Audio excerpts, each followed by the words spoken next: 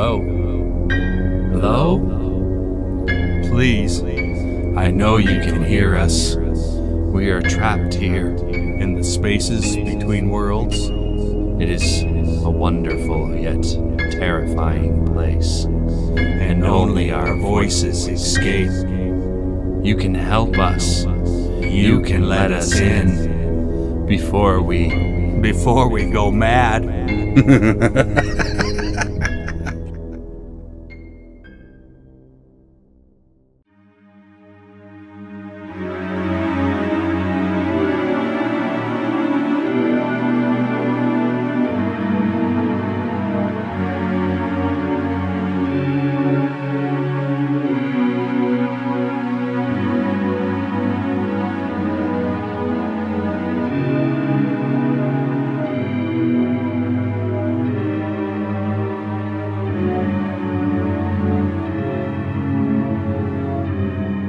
The Art of Gene Twisting by Curtiss Christensen. Much as it was with each surgery, I found myself looking at a different face when the swelling had gone down. I stared in the mirror at my visage, so close to perfection, yet so far away. This had been my 19th procedure, all with the goal of achieving perfection. So close yet so far. I examined my new jawline with satisfaction. It was strong and smooth, much like that on the statue of David carved by Michelangelo over 500 years ago. I was to be the new David, humanity carved from undesirable ugliness to reach Adonis levels. So close yet so far. Marble, all but fully carved to beauty. It would take more money, more surgery, more implants, but I would reach that level. I would be the pinnacle of human attraction. It was my destiny. I had always been good-looking by normal standards.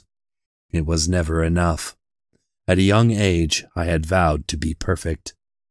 My parents were rich and they indulged in my obsession for a time. They thought that it was just a phase. What harm could a little plastic surgery pose? It wasn't just a phase. I was meant to be flawless, and their disgusting, inbred genetics would not serve that purpose. They cut me off at the age of 24.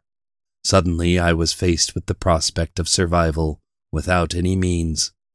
I had no way to find shelter and food. My salvation and the furthering of my goal came in the form of a rich old widow. We were married within a week, and she provided for my every need, even the need for cosmetic enhancement. All I had to do was give her the warmth of a male embrace, and all that it entailed. It was demeaning and grotesque, but it paid for the continuation of my transformation.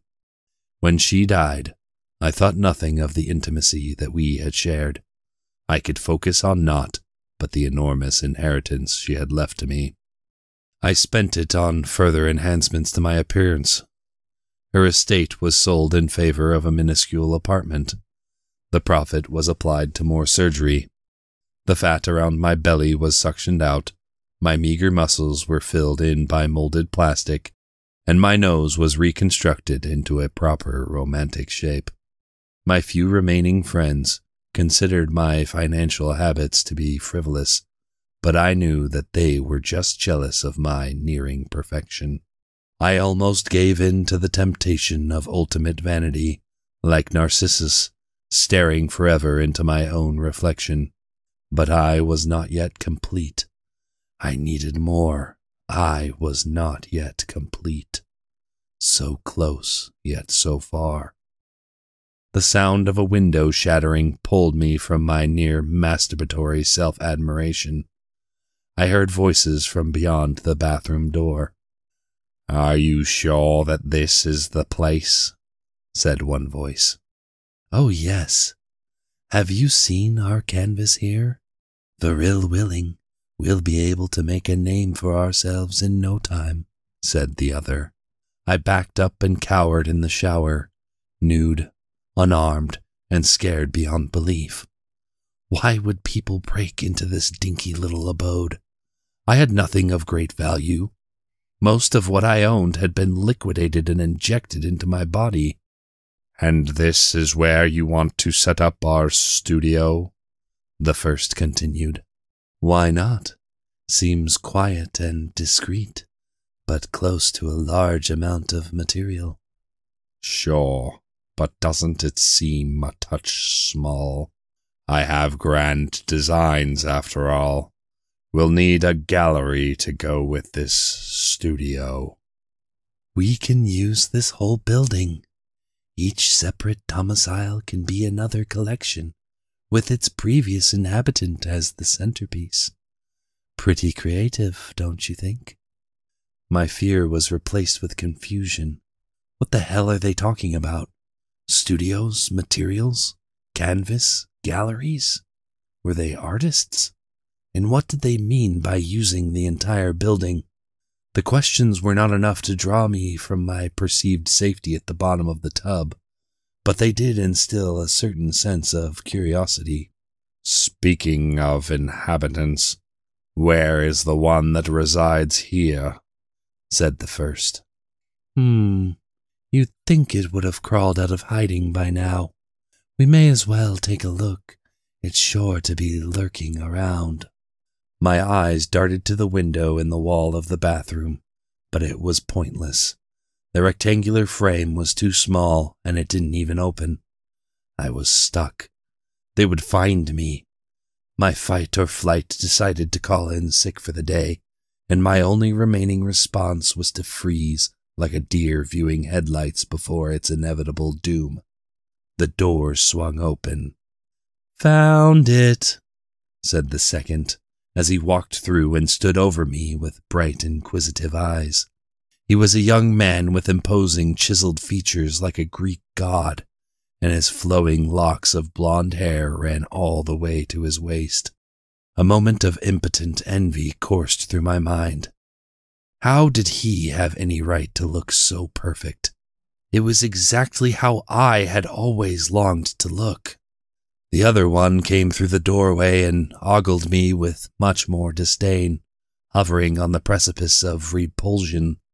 This man seemed far older and much uglier. He had a wrinkled face marred by pock scars and age spots. His back was hunched and an asymmetric hump rose above his left shoulder. The top of his head was bald, but at the sides, hair still clung stubbornly in matted patches. "So this is what we have to work with?" he harumphed. "If we can make art of these things, then the society will certainly praise our creativity." I quivered in terror. My mind was as still as my body. "Say, take a look at this, Montrip," said the second. He grabbed my wrist and extended my arm. "I don't see what you're so excited about.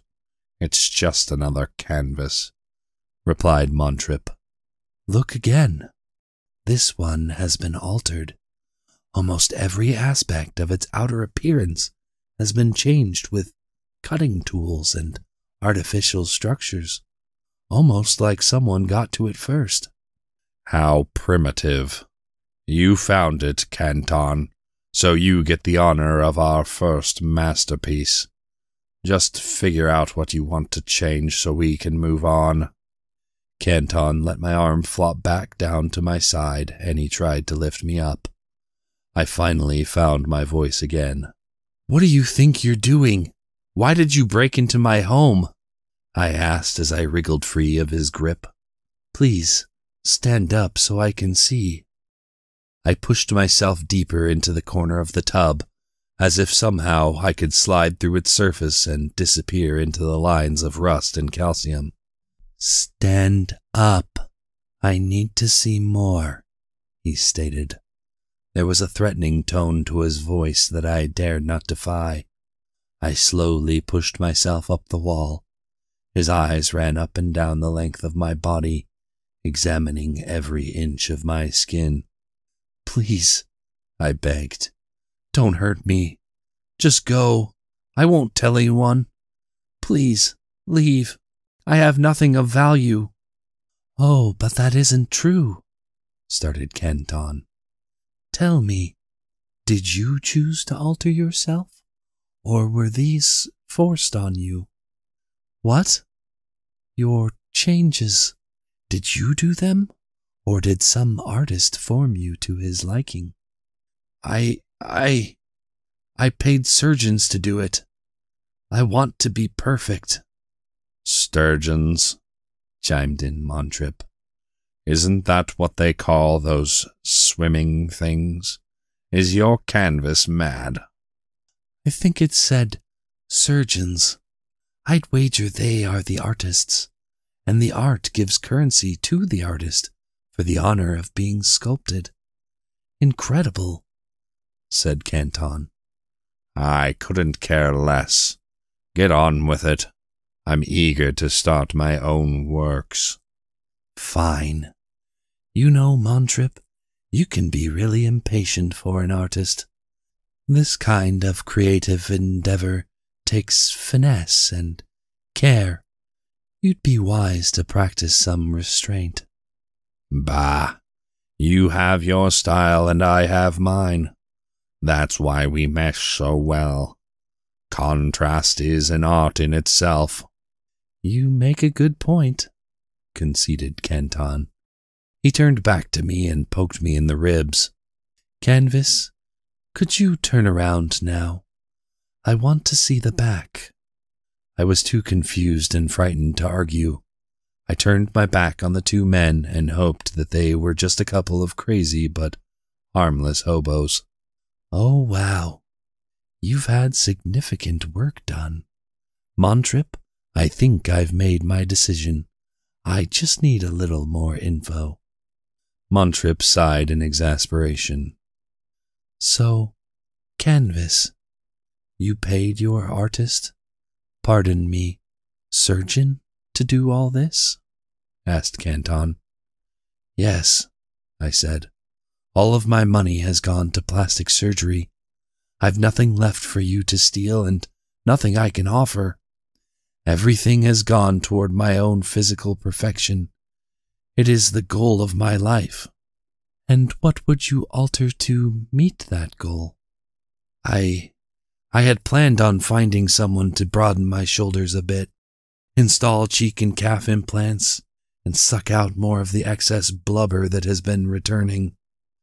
"No, I mean, what would you change to truly reach perfection, beyond the mediocre skill of your artist?" I lost myself to the desires and my tongue loosed all. My thoughts strayed far away from the predicament and into the realm of fantasy beyond reality. I realized that, though I thought I was near perfection, I would never overcome those last few hurdles. I want to be taller, 6'4". I want short, curly brown hair to crown my head. I want, well, you know." "I don't," replied Kenton. "I want a certain appendage to be larger." "Which appendage would that be?" I turned around and pointed it out. "Ah, that one. It is rather small at the moment. Very well, Montrip, take note. All that the canvas wants shall be, as is custom with its culture. This is my decision. I am not one to mess with another artist's vision, but perhaps I can complete it. The society may frown on this one, but I hope they will understand that this is just the lowest standard, set not by me, but the artistry of this world." Kenton pulled a device from his pocket. It looked like nothing more than a circular piece of black paper with a thin, rigid wire pointing from its top. His hand animated into motion above the sheet, and symbols floated in the air above it. the strange hieroglyphs coalesced into a 3-dimensional diagram. It was me. Canton manipulated the image of me until it was taller, broader, and well-endowed. He thrust the round paper toward me, and the wire dug into my gut. It was a needle. An unknown fluid flowed into my intestinal tract. The effect was immediate, and the pain was more awful than any surgery I had endured, awake or not. My body lengthened, my cheekbones cracked and extended outward, my calves bulged with new musculature, my shoulders fractured and formed anew. My hair fell out and was rapidly replaced with a new mop of curls. The fat that had been forming on my belly dissolved down to nothing. That certain appendage expanded immensely. I cried out in agony. When the pain subsided, I stumbled between the two men and gazed at myself in the mirror. Despite the unbelievable circumstance, I found satisfaction in my new look. I was finally perfect. Somehow, Canton had given me what no plastic surgeon could. "My God," I said, "I look like David." "Well, I mean, besides that one thing. So I suppose that means I'm even more perfect." "Then this is what we shall call you. David, the first of many to be displayed in our studio," said Canton. I looked over at him, eager to thank him. Then I saw the diagram of me in my new form hovering over the black device. My image had taken on a pose. "Wait, what do you mean displayed?" I asked. He didn't answer, but I could already feel my arms and legs twisting into position. My limbs fractured with a grotesque crackling. I tried to run, but rapidly growing bone fused my joints. I was cemented in place by my own skeletal structure. My muscles strained against the new bone growth. No avail other than pain in my fibers. Canton grabbed me by the waist, and with immense inhuman strength, he lifted me and walked my body to the corner of the studio apartment. I could look around with my eyes, but the vertebrae in my neck had similarly been frozen. "Hell, why are you doing this to me?" I said through my clamped teeth. "What do you mean, David? I thought you wanted this," said Canton. "I wanted to be perfect, not paralyzed." "What good is art if not kept safe for future generations? Now, you never have to eat or drink. You will never grow old, and your image can be admired forever. If that isn't perfection, then I don't know what is. I envy you, David. If I could, I would join you. But there is far too much work for me yet."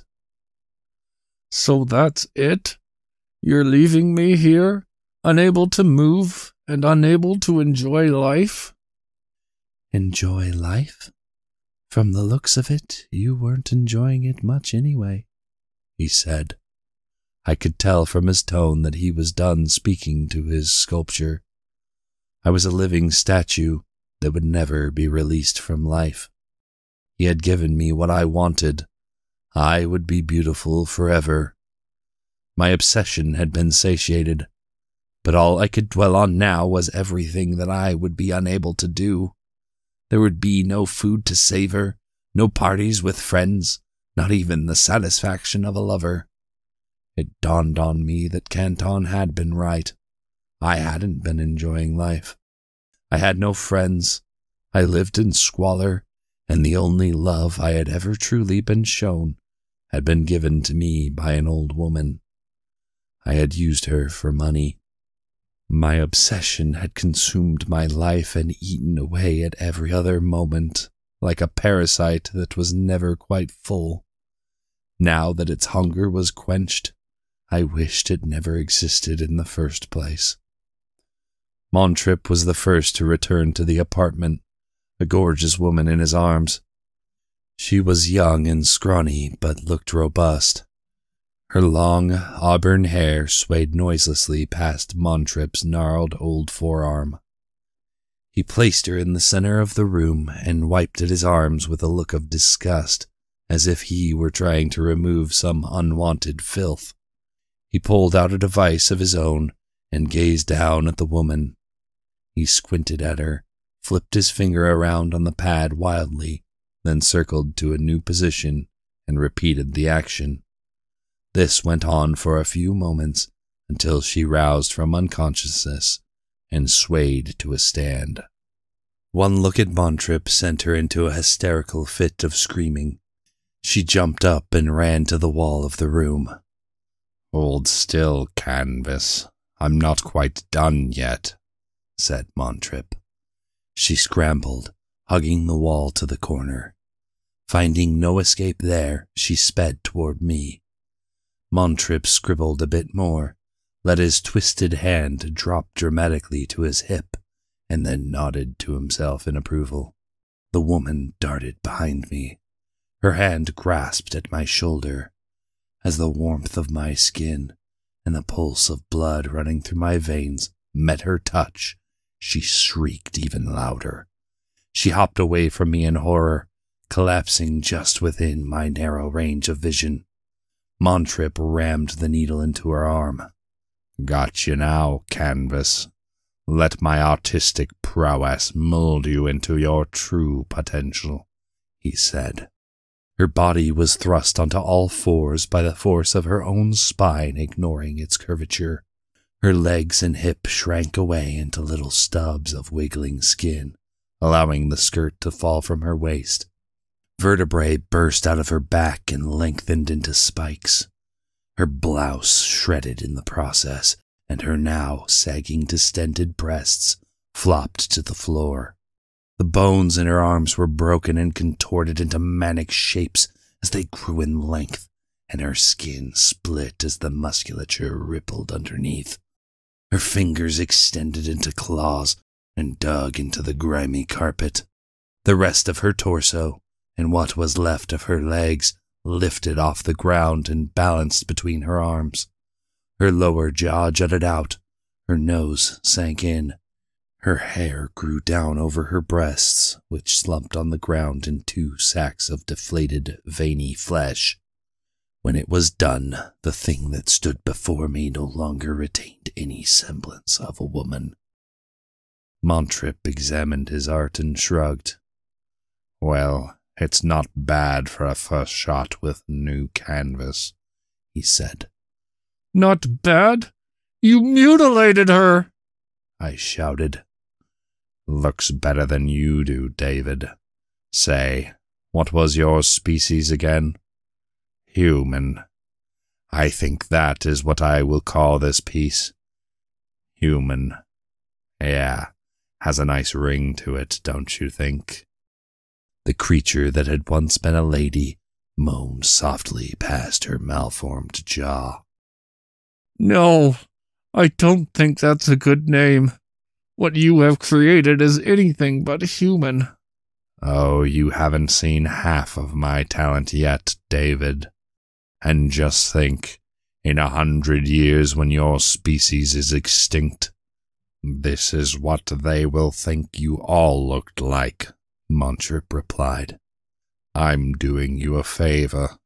Human here is much more pretty than you humans actually are." Canton walked in. The stench of putrid body odor followed him. On his shoulder was a fat man. The man was around 50 years of age. He had a bald head and an unkempt long beard that was peppered with gray flecks. Vomit stains fringed the collar of his white tank top, and he looked and smelled like he hadn't bathed in months. Canton roughly tossed him to the carpet. He pulled out his black circle, rapidly doodling out his plans for the alterations. The man stirred a bit, huffed, and then snored loudly. It seemed like he had passed out drunk, rather than being knocked unconscious. Canton finished his sketch and stuck the man with the wire. Immediately his gut began to bubble. His legs split down the middle, forming 4 new smaller ones. He was forced upright by these spindly appendages that splayed out to support his growing girth. It was remarkable that even now, after all of this, the man still slumbered through what must have been incredible pain. His arms lifted up and came to a rest on the shining, greasy dome of his head. The skull itself shrank down until his eyes and mouth were just tiny pinpricks surrounded by bloated skin. The hands melted into the shrunken mass. His arms were drained of fat, and the skin drooped down past his muscles. His belly expanded out like a cancerous tumor. The final touch was his beard. It grew in length, changed in color to silver, split and connected in a delicate loop to the hair under his armpits. Canton admired his work when it was done. Canton, quit drooling over your own sculpture and come take a look at mine, said Montrip. Canton nodded and walked over to the statue called Human. Ah, ingenious, my friend.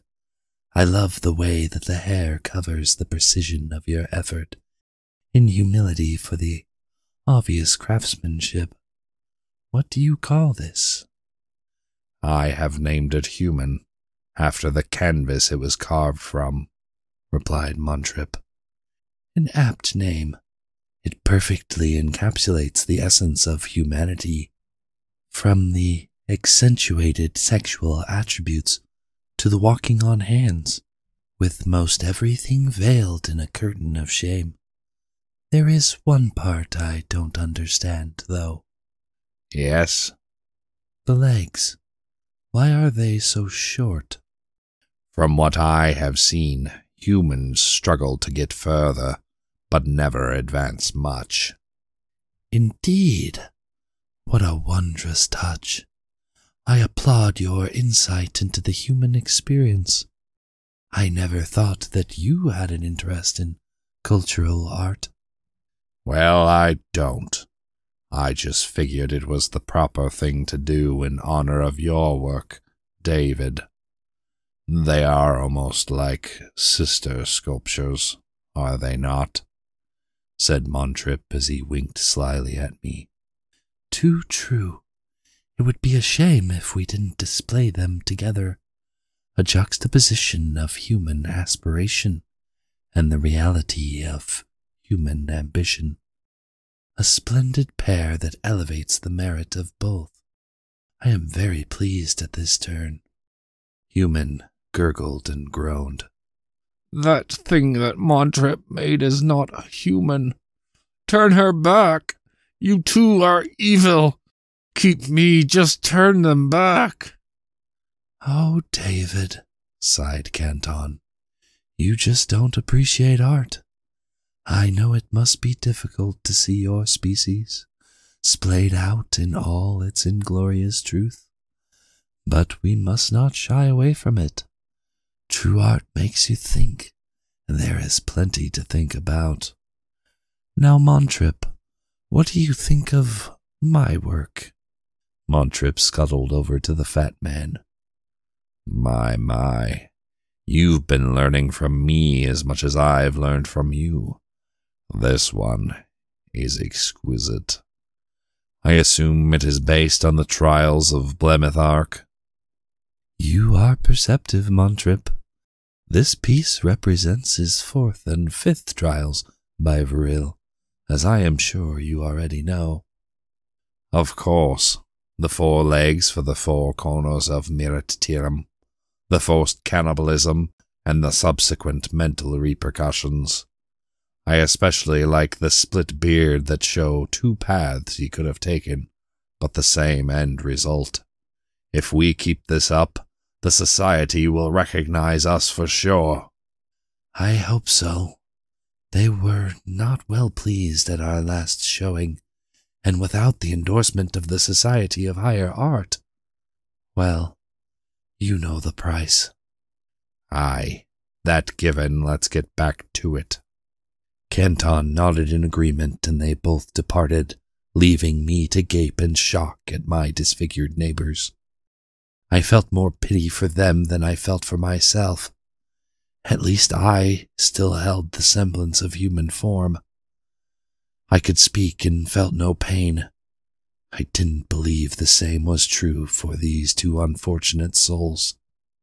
Hey, are you guys all right?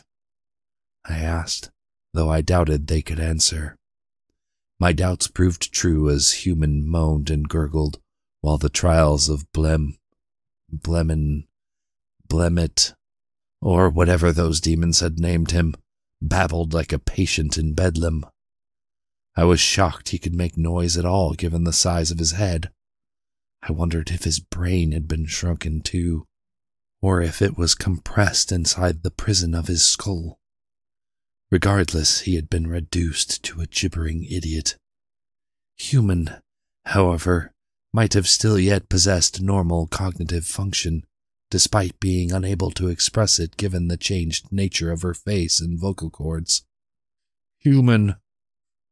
Sorry. I mean woman. Are you still in there? Give me a sign that you're still aware. She groaned, but I couldn't tell if it was in response to my words, or just a coincidental utterance.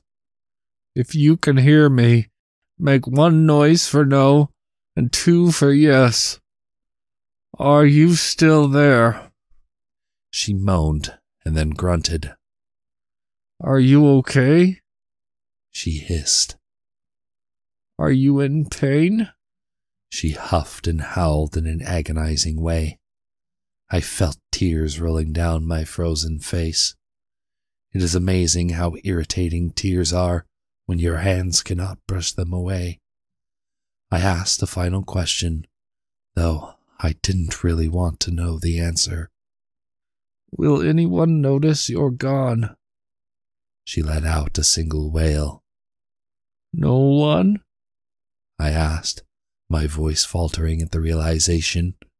It was near certainty that almost every tenant in this building had no one to call upon, no one to worry about them, no one who would care. No one? I restated in panic. I was met by maddening silence. We would be stuck like this for the rest of our existence.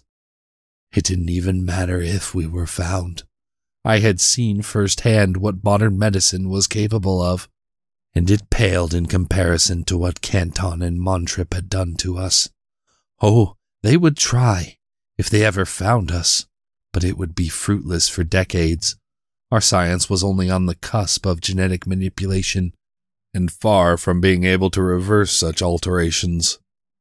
We would be studied rather than fixed. No researcher worth his salt would allow such a resource the sympathy of death's release. Despite not voicing my thoughts, Human seemed to respond to my sentiments.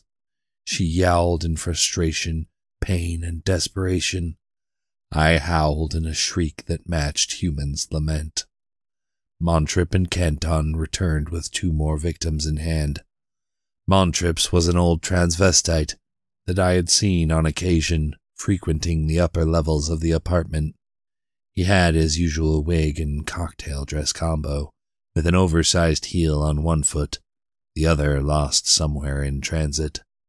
He was gangly and covered in sores of an unknown origin. Copious layers of makeup caked over them, but it was difficult to hide such severe skin afflictions with just powder and pigment. Canton dragged in a weathered-looking woman. She was leathery from excessive tanning and looked worn from the abuse of a hard life. She was wearing tight leather pants and a leopard-spotted top that revealed more than anyone would ever want to see of her prune-like cleavage. Both of these canvases were deposited in the middle of the room, one on top of the other. "Are you thinking what I'm thinking?" asked Canton. "Collaboration," said Montrip. "Shall we?" "I think so. Let our work combine into new and unknown forms. There are plenty left for solo endeavors. The two pulled out their black devices and started to draw. They would look to the other for reference now and again, and then continue to scribble. I was shocked by the creation I saw displayed like holograms above the paper-thin instruments. I couldn't make sense of the insanity in their designs. Both of them simultaneously pricked their respective canvas. The bodies. Dear God, have I already started to refer to people as bodies? Convulsed in seizures. Their figures twisted and morphed. Their clothing frayed and ripped as it was pulled through skin into the spiraling duo.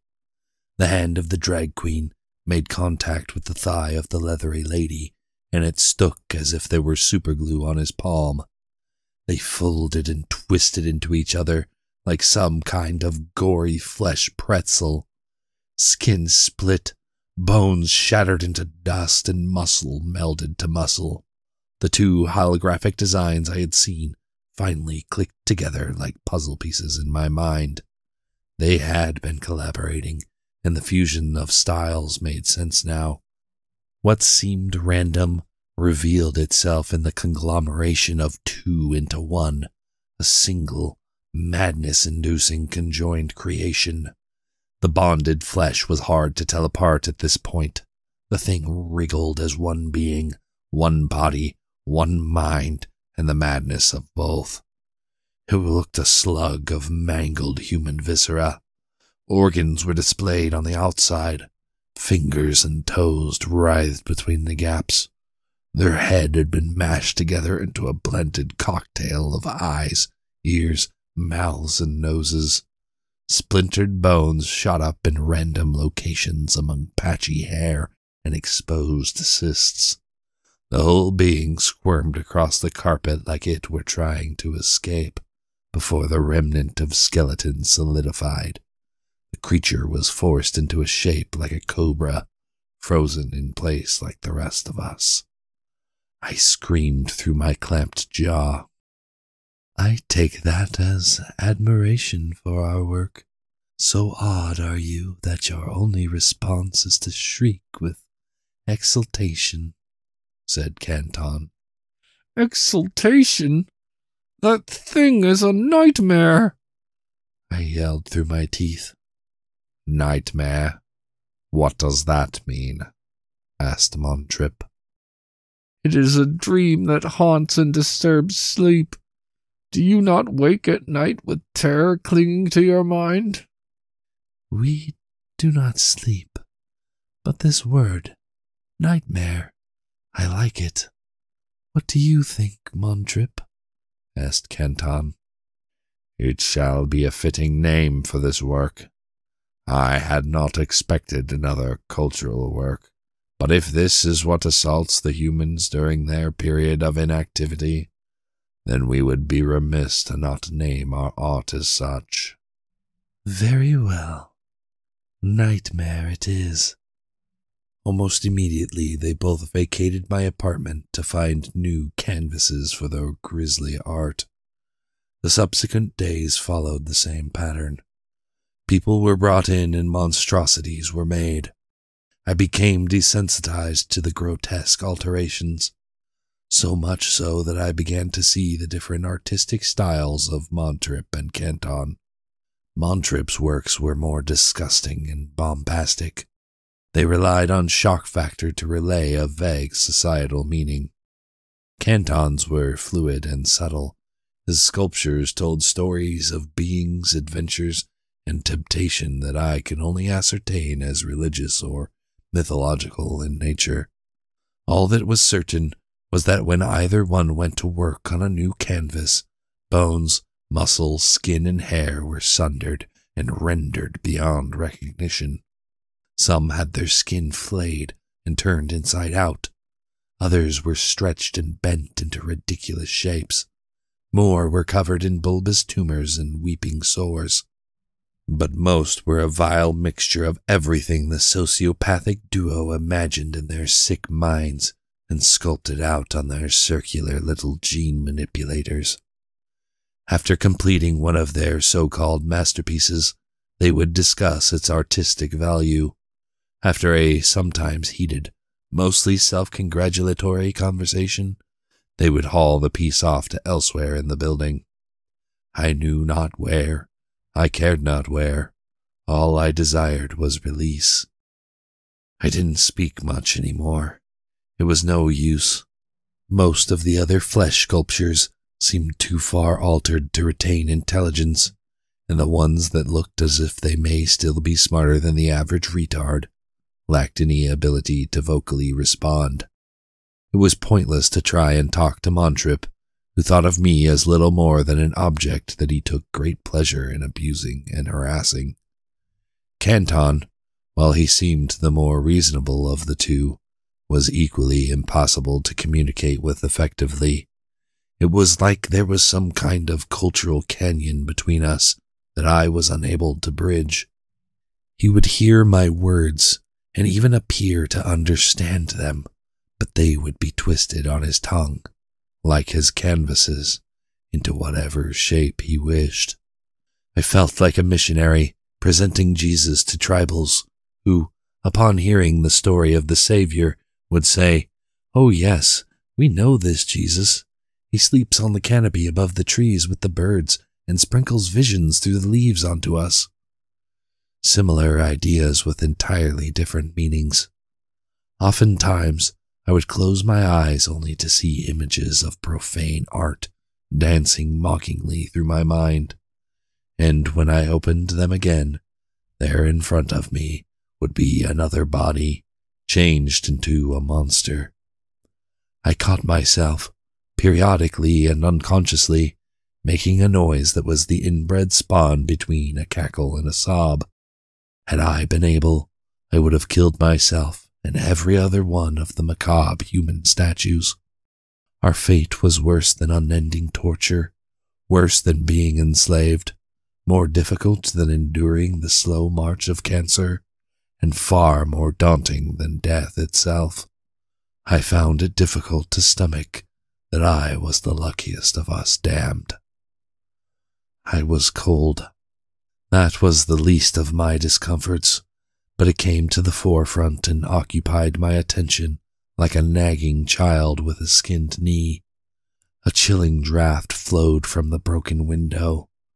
A cool breeze accompanied by light rain replaced the normal summer heat. Naked as I was, the dip in temperature proved to be exceedingly irritating. Icy droplets found purchase on my exposed skin. I expressed my complaint to Canton, who was busy preparing the plans for his next work. "Canton, could you guys fix the window? I am freezing here." "No can do, David. It would make no difference. The window would just be broken again in a few hours. The society is coming to inspect our art. Besides, the cold can't damage you." "Why are you two so obsessed with this society?" "Come now, David. Surely even you, in this backwater place, have heard of the Society of Higher Art. They are the authorities on all things creative. Nothing is truly art until the society deems it so. If we can't impress their judges, we'll be banished." "Banished to where?" "The void. I don't want to go there. We use genetics to create, but the beings in the abyss use it to destroy." I could hear genuine fear in his voice. "And if you are banished, what happens to your art?" I asked. "You will join us in exile. I'm not sure what the void beings will do to our art, but you can be assured it will be a fate worse than death," he said, before pricking the adolescent child on the floor. "This is already a fate worse than death," I replied. Canton either ignored me or was too busy admiring the throws of his canvas. Her head morphed into something akin to that of the Elephant Man's, but even more repulsive and deformed. She screamed as the metamorphosis took place. The bones in her arms and legs disintegrated away, leaving flaccid sacks of skin and meat in their place. Her rib cage blossomed outward like a flower and exposed the unaltered viscera within. I could see her lungs expanding with air, her heart jumping and beating rapidly. Montrip burst through the door. "They're here! The Society!" As soon as he had spoken, 3 strange creatures floated in through the window, looking as though they were walking on their own shadows. Despite the rain, they were completely dry. Each one took different form. The first was a many-legged monstrosity that skittered across the floor and looked somewhat like a spiky millipede. The head of the thing had 3 large horns and the symbol of an 8-pointed star on its carapace. A number of rapidly squirming eyes sat upon short stalks that extended slightly from beneath its chitin. The second looked like a large oblong blob of pale semi-translucent white fat with a set of hardened amber crust over most of its body. Purple veins pulsed throughout the milky interior of the thing. It had no discernible head, but there was one long distinctive appendage wriggling at its top. A long scythe-shaped growth of hardened yellow material adorned the end of it. The third was a furry beast thing. It crawled around on 4 legs and had almost nothing else but the small juncture of those limbs. The body of the being, if it could be called a body, was covered in taut, exposed tendrils, bead-like growths, and cavities that wept clear fluid. The spotted pattern on its legs was disrupted by bright red fluttering slits that looked like gills. Canton and Montrip prostrated themselves. The first creature made sounds that I could only describe as the crinkling of aluminum foil in plastic wrappers. The 2 stood and excitedly led the 3 to my position, next to the sculpture named Human. She gurgled in distress at the presence of these beings. "Here we have the first of our works. This one is called David," started Canton. He gestured to me with a flourish of his arms. The creatures drew close. I was assaulted by a cacophony of strange sounds and odd smells invaded my nose. While not unpleasant, the aromas were alien and indescribable. "It represents everything that humans strive toward," finished Canton. "Go back to hell where you came from," I yelled. Every being ignored me. "And this is Human," continued Montrip. "The revelation of life here in its truest form." In case you are wondering, the sculpture in the center of our studio is called Turin Maash. I just finished it as an homage to the Maash class and the sacrifices they have made. "Yes, yes. Look upon these as long as you wish, and then we shall lead you to our other galleries," said Montrip. The 3 were silent for what seemed like an eternity. Now and then, one would move to a different position and sit motionless. Suddenly, the crinkling sounds erupted again. Canton and Montrip waltzed proudly out the entry. The Society representatives skittered, hopped, and crawled to follow. It was a long while before they returned. I had almost thought that the things were some kind of hallucination conjured up by my degrading mind. Their reappearance somewhat assured me that what I was seeing was real. I couldn't decide if I wanted them to be an illusion or not. The 3 made more sounds in their incomprehensible language. Canton and Montrip again threw themselves to the floor. "Thank you. Oh, thank you. We've been waiting for this day," said Canton into the carpet. "It's about time we were recognized for our talents. We won't let you down.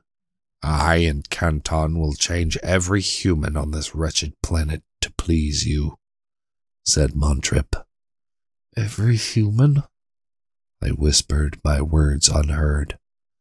The 3 monstrous members of the Society of Higher Art exited via the window and vanished out of sight. Canton walked up to me with a grin on his face. Did you hear that? We have our certification. None of us will be cast into the void, he said. Yup, and all we have to do is turn all of your species into art. It will take millennia, but by Viril, it'll be worth it. We'll be famous, said Montrip.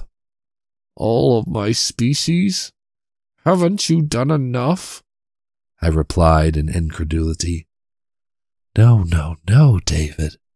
This is just the beginning, replied Canton. The weeping laugh struck me again, and this time I was powerless to stop it. Time smeared into irrelevance. I did not measure it in minutes, hours, and days anymore. My time was measured by masterpieces of flesh and DNA. I remembered each one, each crack of broken bone, each tear of skin, each mutilation of flesh. My cackle grew worse and worse. It drew further and further from sorrow, and became more a passive reactionary response. My thoughts screamed and argued within my mind. This isn't real, said one. Is it really so bad? Replied another. You'll wake up from this nightmare soon. Are you sure you can't die? Can you break free? Why bother? What's the point? My near catatonic state of self-conflict was disrupted by a loud banging at the door. Both Montrip and Canton were in the room. It was someone else. Someone else was knocking. Renford Police Department, we're here for a wellness check, said a voice from beyond the door. Montrip disengaged from his writhing subject and moved toward the entry. Canton stopped him with a hand on the arm. No one made a sound. And then it occurred to me, why wasn't I making noise? I took a deep breath in and yelled, Help! Montrip shot me a dirty scowl. Thumps echoed from the steel door. The metal bent inward from a well-placed kick and burst open. 2 officers, a man and woman, ran past the battered portal. They pointed their pistols at the 2 devils.